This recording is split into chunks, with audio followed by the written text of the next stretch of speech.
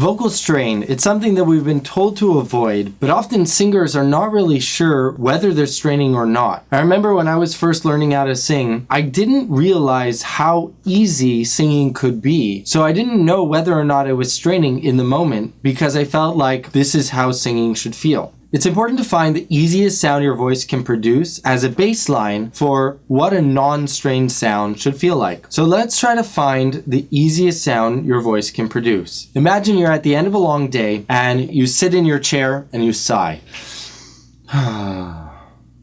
Do that with me. How does that feel? Pay attention to what it feels like in your throat, what it feels like in your mouth, what it feels like in your body. Now let's try to hold out that sound. Feel how that feels in your body. This should be a very low strain type of sound. It shouldn't be something that you feel like you're kind of like trying to find, trying to push, trying to make happen. It's something you allow to happen. If you're new to singing and would really like to learn more about the voice and how to use your voice properly, please check out the link down below. I've got a course called Transform Your Voice that is the beginner's guide to learning how to sing.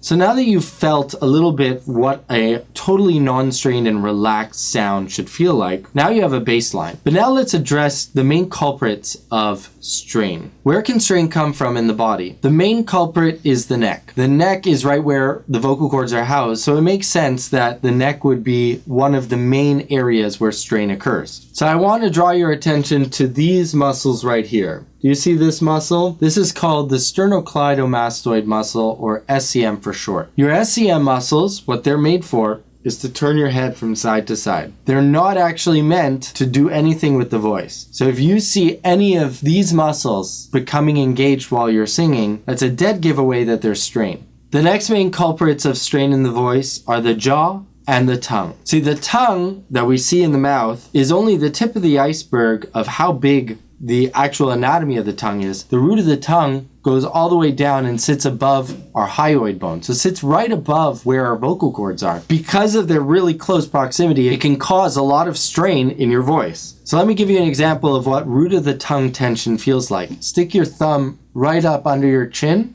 and go g, g, g. So for this consonant, the G consonant, the tongue needs to get involved. The digastric muscle needs to become involved as well. But for a vowel like ah, we don't want the tongue to get involved. So I want you to go g, g, and then go ah.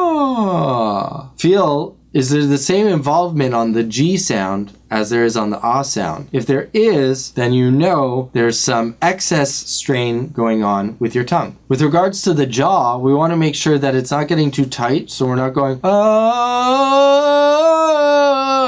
where the jaw will get too tight, or that it's protruding forward. Ah.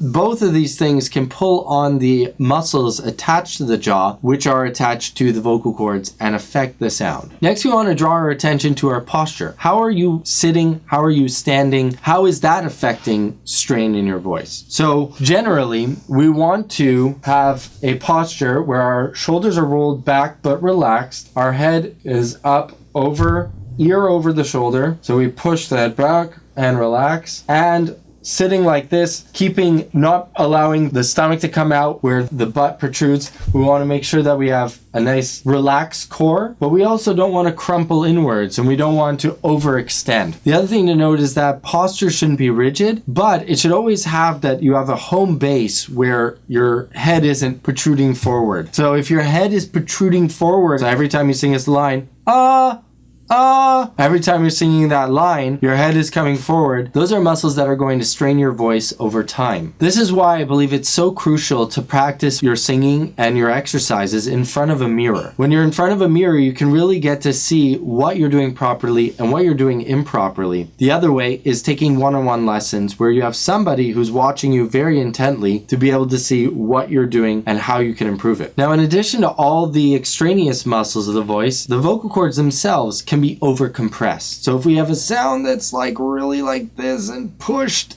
and compressed. That over time can do damage to the vocal cords because that is straining the vocal cords, pushing them too hard together, not allowing them to vibrate freely. So what we can do is be able to find a little more airflow if that's your problem and allow a little bit more to flow out. And as you're doing that, your vocal cords will be able to relax into that position. So I hope you enjoyed this video. If you did, please hit the like button. The YouTube algorithm really loves that. And if you want to see more of these videos, check out this one.